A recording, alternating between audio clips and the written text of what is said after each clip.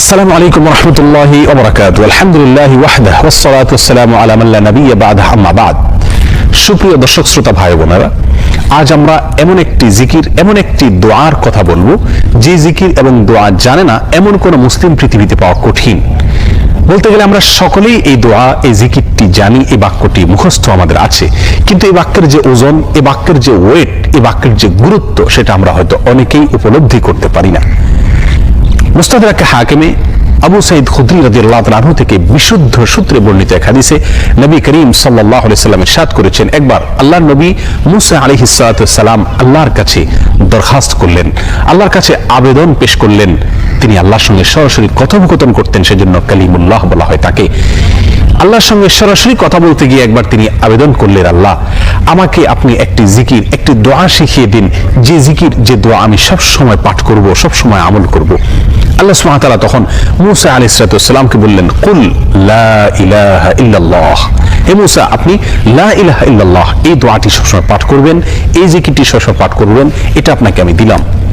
মুসা আলাইহিস সালাম কিছুটা আশ্চর্যান্বিত হয়ে আল্লাহ সুবহানাহু ওয়া তাআলাকে বললেন, আল্লাহ লা ইলাহা ইল্লাল্লাহ এটা তো এমন একটি বাক্য, এমন একটি জিকির, এমন একটি দোয়া যেটা সকলেই বলে, সব মানুষই বলে।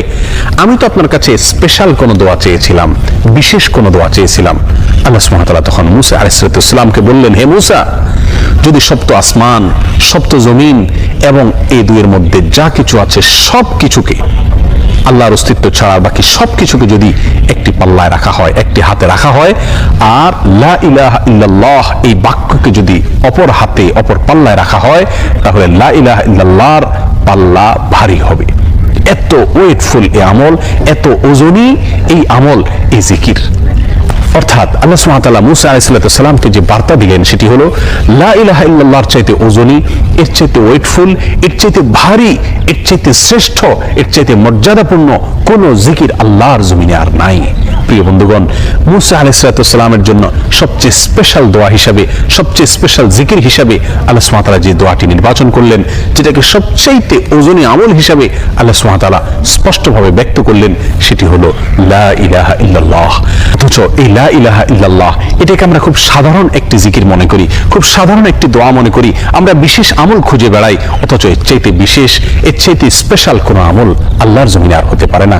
জিকিরের মধ্যে যত জিকির আছে, যত দোয়া আছে, যত আমল আছে, সমস্ত জিকিরের ভিতরে সবচেয়ে শ্রেষ্ঠ, সবচেয়ে ওজনী আমল, সবচেয়ে ওজনী জিকির হলো এই লা ইলাহা ইল্লাল্লাহর জিকির।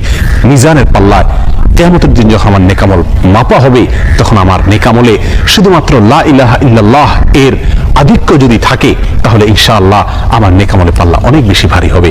আসুন চলতে ফিরতে, উঠতে বসতে, অবসরে, কাজের ফাঁকে সব সময় মুখ থেকে, অন্তরের গভীর থেকে লা ইলাহা ইল্লাল্লাহ উচ্চারণ করতে থাকি।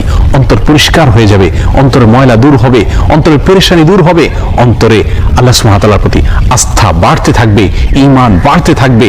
এবং লা ইলাহা ইল্লাল্লাহ এই জিকির আমরা যত বেশি করব, তত বেশি সৃষ্টি জগতের অন্য সবকিছু আমাদের কাছে তুচ্ছ মনে হতে থাকবে, সবকিছুর হারানোর কষ্ট আমরা ভুলতে থাকব। আল্লাহ সুবহানাহু ওয়া তাআলার কাছে আমরা খুব বেশি নৈকট্য অর্জন করতে পারবো।